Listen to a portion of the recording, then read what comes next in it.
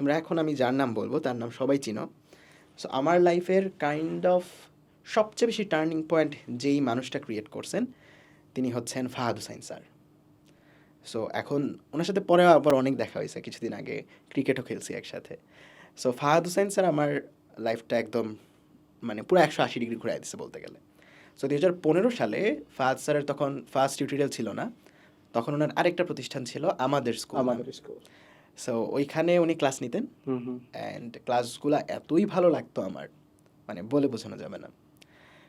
এটা আমরা সবাই রিলেট করতে পারি। ওই টাইমটাতে আসলে ফাহাদ স্যার মানে আমার নিজের অনেক টপিক ভাই, ওই যে যেমন হচ্ছে তোর একটা আছে ভার্নিয়ার কনস্ট্যান্ট বের করার একটা টপিক আছে, এটা উনি একদম এক্সপ্লেন করতেছে, একদম মাথায় এখনো গাঁথা আছে। আর তখনের ক্লাসগুলো তো আর স্মার্ট বোর্ডে হতো না, তখনের ক্লাসগুলো হতো হচ্ছে উনি একটা হোয়াইট বোর্ডে ক্লাস নিতেন।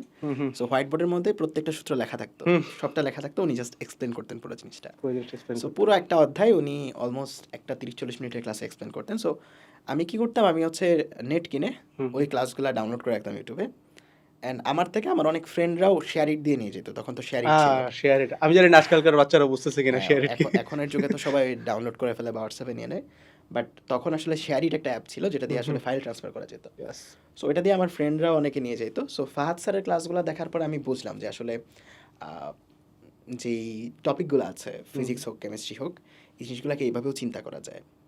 সো ওনার একটা ফেসবুক গ্রুপও ছিল, ওইখানেও যুক্ত ছিলাম, অ্যান্ড ফেসবুক গ্রুপে অনেক ফ্রেন্ডদের সাথেও পরিচিত হয়েছিলাম। ওনার একটা ডাউট সলভ বা এরকম কিছু একটা গ্রুপও ছিল মেসেঞ্জারে, 2015 সালের কথা বলছি।